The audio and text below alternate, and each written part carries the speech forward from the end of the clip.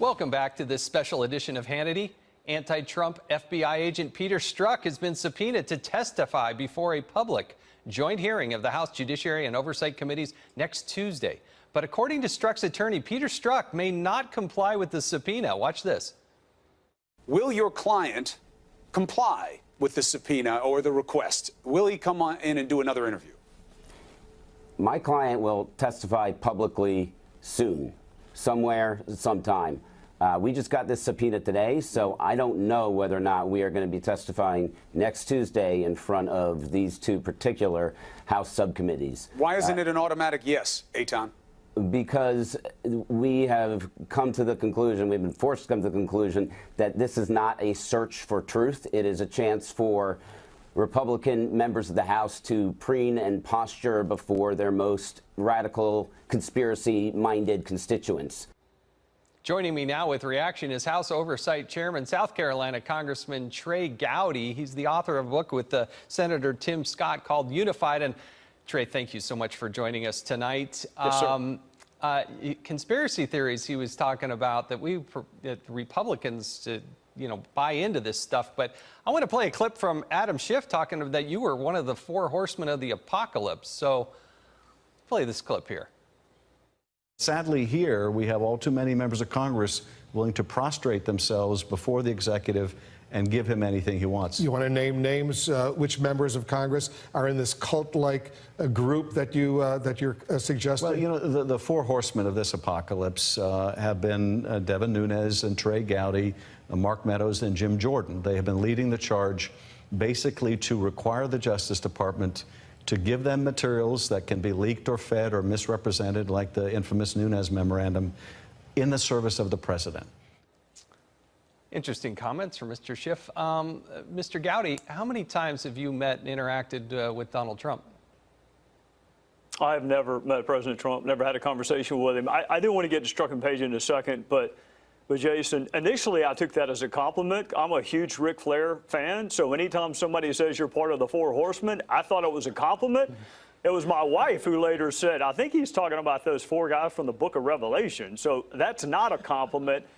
Let me tell you this about Adam. Adam's had a terrible last couple of years. He wanted to be the Attorney General under Hillary Clinton, and no one in the country worked harder to protect her than Adam Schiff. He wanted to be the head of the CIA. He wanted to run for California and run for Senate in the People's Republic of California, but he couldn't win either of those seats. So now he wants to be the chairman of the House Intelligence Committee. Speaking of the apocalypse, Adam Schiff wants to be the chairman of the House Intelligence Committee. If you ever have, I don't know, a couple of free months with nothing else to do, I want you to go back, Jason, and think of all the things you would not know if you had taken Adam Schiff's advice. You wouldn't know the spontaneous reaction to a video was a hoax in Libya. You would never have read the first Chris Stevens email. You wouldn't know that Hillary Clinton had this unique email arrangement with herself because Adam Schiff did everything in his power to keep you from finding out. You wouldn't know about the dossier. You wouldn't know who funded it. You wouldn't know it was used in a court proceeding. You wouldn't know about Strzok and Page. In fact, you wouldn't even be having a show tonight. You wouldn't be having a show about Strzok and Page if Adam Schiff had had his way. So, look, if they secede from the union and President Maxine Waters wants to make him the Attorney General in California, more power to him. Otherwise, I don't think anybody on my side of the aisle gives much of a damn what Adam Schiff thinks. Well, he certainly gets out there and says it a lot, whatever it is he's saying, but he has, I think, misled and misused that position from my own personal vantage point time and time again. Now, coming before you, though, is this Peter Strzok. As I recall, he originally said he would voluntarily testify, that he wanted to get out and tell his story, but then you heard his attorney in that clip say that he may not show up. Well, I'm certainly sorry if anyone hurt his feelings last week during the 13 hours we spent. But the only thing I did was go over what he had written. So if he's offended with things that he wrote. He wrote a lot of text. There are emails. It's an unprecedented level of animus. So, of course, he's going to be asked, what did you mean? I can't use all of the words on a family-friendly show like yours, but what did you mean by blanking abysmal? What did you mean by blanking this? We went through all of his texts. Here's what's important, Jason. He's supposed to be investigating Hillary Clinton for potential violations of the Espionage Act. In March of 2016, when he's supposed to be investigating her, he hadn't even interviewed her yet. He thinks that she should win the presidency 100 million to 0. Jason, she wasn't even the nominee at the time. They didn't even have a Republican nominee at the time. But she's going to win 100 million to 0 in March of 2016, and this according to the guy who's supposed to be dispassionately and objectively interviewing her. Then in July, when the Russia probe started, he is saying terrible things about the very person he's supposed to be objectively investigating. And then we get to the Mueller probe. You know, I mean, he's been on all three: Hillary Clinton, Russia probe, Mueller probe, until they found his text. He's talking about impeachment even before the House Democrats and MSNBC were talking about impeachment. He hadn't been on the case 3 days before he's already talking about impeaching the president. So, of course, we're going to have a lot of questions for him, and some of them might actually be uncomfortable. But he's going to come before a public hearing, whether his lawyer thinks he is or not. He's coming. I'm sure he would rather go in front of Adam Schiff. That's what I read. He'd rather go in front of Adam Schiff. They got a lot in common. They both wanted Hillary Clinton to be president. I get why he wants to go there. But he's going to come before our two committees, whether he wants to or not. Well, you know, look, Peter Strzok did not have an insignificant job. As I like to say, he didn't work for the Fish and Wildlife Department. He was the #2 person in counterintelligence for the United States Federal Bureau of Investigation. They have tens of thousands of people to choose from. Have you been able to find out why is it that he was selected or appointed to go be on the Mueller probe? Well, you got to go all the way back to Clinton. He was on the Clinton probe. And then in July, not only was he on the Russia probe pre-Mueller, he was the lead agent on the Russia probe pre-Mueller. So in July of 2016, we just gotten through Jim Comey with that unprecedented press conference. And 3 weeks later, he's working on Donald Trump's campaign and the Russia probe. I think that group was then transposed over onto the Russia probe, and then many of them were transposed over onto the Mueller probe. I will give Mueller credit for this. The moment he found out about these texts, he got rid of Peter Strzok. But here's what you ought to be asking yourself. If it was bad enough for Bob Mueller to get rid of him, the moment he found out about the text, these texts weren't written in March of 2017. They were written in March of 2016. So he never should have been on any of these three probes. If the animus was enough to kick him off when you found it, the animus should have been enough to kick him off when he said it, which was early in 2016. Completely the wrong person. The FBI's reputation, look, there are lots and lots of fantastic FBI agents, 99.9% of them. But to pick this person, and not just him, Lisa Page and other heretofore not identified FBI agents. You remember when Jim Comey, I think you were in the committee room, when Jim Comey said the FBI didn't give a hoot about politics? Yeah. Go read these texts. They gave a lot more than a hoot about who was going to be the Democrat nominee and whether Donald Trump would win. Well, real quickly, because I only got a few seconds, Lisa Page was on the other end of those texts. What's going to happen with her? She's coming too. I mean, I heard your guests that were on before me, Jason. I just disagree with them. I think anytime you have a chance to spend 12 hours with a witness, you ought to spend it. I get 5 minutes with Peter Strzok in a public hearing. Yeah. I got 10 hours with him last week. So we're going to interview her, and then I hope we have a public hearing with her. But it's more important to me that all these questions get asked on the record.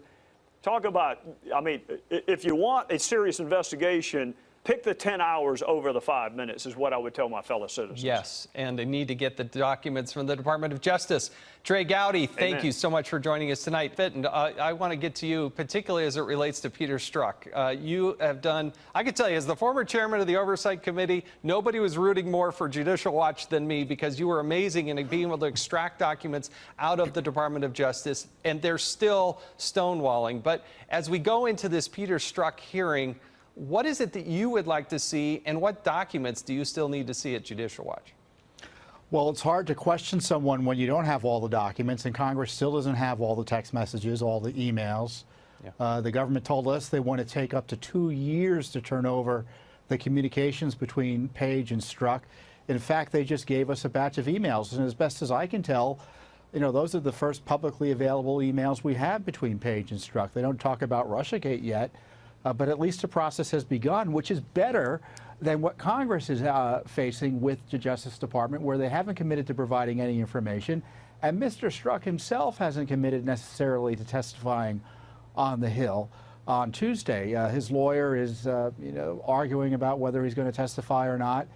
So, Congress has got to decide to fish or cut bait on this, and to continually threaten the administration or members of the administration with impeachment and contempt and not follow through doesn't seem to be getting them anywhere. And they need to escalate it either by bringing the president in directly or coming up with other ways to force justice's hand in producing these records that Congress has a right to see under the Constitution and the law. The Justice Department is thumbing its nose at Congress. It's thumbing its nose at the presidency. And there's a real crisis here. And the document fight is just one symptom of it. And it's all designed to protect this terrible corruption that took place during the Obama administration and has continued into the Trump administration through the compromised Mueller investigation. Yeah, people talk about the deep state, but I can tell you, when I went there, I didn't know much about it. But now I found that it's very real. In fact, I'm writing a book about it. It's coming out in September. But David, I want to go back to you. What is it that Congress could and should do in order to extract those documents? And what would you ask Peter Strzok when he appears, as he's supposed to, under subpoena on Tuesday? Well, there's a whole set of questions, of course, that have to be asked. I think it's playing out like a circus now with his lawyer. His lawyer first was boasting that Strzok, of course, wants to testify publicly. He's been a victim. He wants to clear his name. He's going to have to eat those emails. Now, they allowed him to appear behind closed doors, which I thought was a mistake. There's no reason to license him to do that. They have the upper hand. And now the lawyer is saying, well, it's a setup. What did they think? They weren't going to ask him about the emails? We need to know about that meeting in McCabe's office that Strzok says happened with Strzok, McCabe, Page, with the agenda of Stop Trump. But I just want to back up 1 second. What Tom Fitton and Judicial Watch is doing is tremendously important, and it's a great service to the country. Those documents thereafter, including Andrew Weissman's emails, now that we saw the emails from Strzok, let's see what the people who we know have an agenda on the Mueller team, let's see what their email said. He's after those emails. We're after the FISA applications. Documents are power. This is a vitally important source. Need transparency. The American people should all demand them, and Congress is doing a great service to the greatest degree that they demand these documents and answers from Peter Strzok. But don't stop with Peter Strzok. What the risk is here, making Peter Strzok the bad guy so that he's just a bad apple. It's a culture that he represents. Because remember, no one told him to stop doing this at the Justice Department, what he was doing. It's a culture. Yeah, good point. Kayleigh, the president took the spotlight of the country to Great Falls, Montana.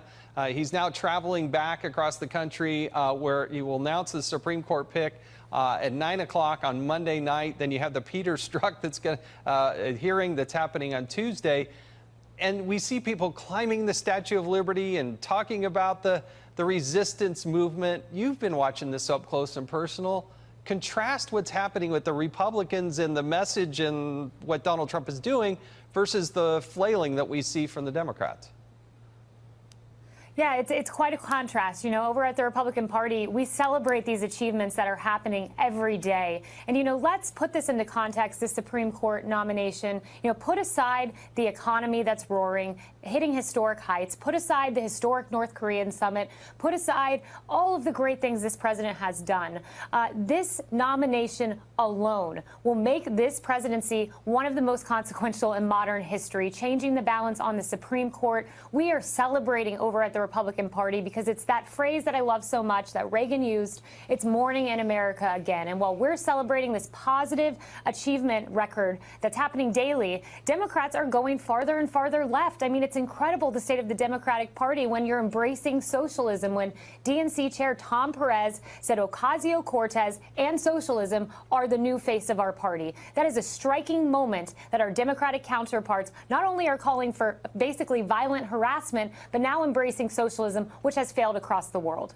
Tom, do you ever get any support there at Judicial Watch from members of the Democratic Party? I mean, you would think the Democratic Party of the old was the one that wanted openness and transparency, but do they ever come to help you and support Judicial Watch's call for document transparency? You know, there are some Democrats, and you know this from the Hill, that do like FOIA. They like the Freedom of Information Act. They especially like it now that President Trump is in office, and they're using it to investigate his administration. You know, but frankly, we've sued the Trump administration more than anyone else in the city for documents under FOIA. Look, I think the big problem for Democrats and liberals generally is there's this pro-violence virus percolating among its supporters and some of its elected officials like Maxine Waters, who needs to be ethically censured or even expelled by the House for inciting violence against the Trump cabinet. You know, they're going to lose the Supreme Court nomination as surely as night follows day, and their members and supporters are going to get frustrated.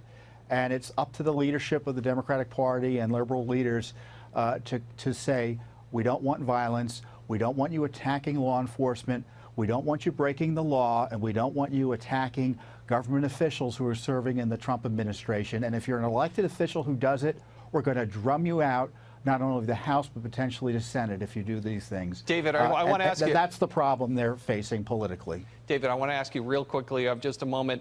But Maxine Waters and what she said away from the Capitol, where she is protected by advice and the speech and debate clause, have you seen her step over the line? Has she done anything that's illegal? I don't know about illegal. She stepped over the line as a matter of judgment, and she's doing a great disservice. I know she's very passionate about what she's saying. There's absolutely no place in the public discourse for threats and that kind of conduct from a public official. There's no place for it. Well, I agree with you. Life is tough enough. I can tell you the members of Congress on both sides of the aisle, it's tough to be away from your family, and it's tough to take the public criticism. They're there. They signed up for it. They got to be tough. But to have another member inciting that just steps over the line. I thank you very much, the three of you.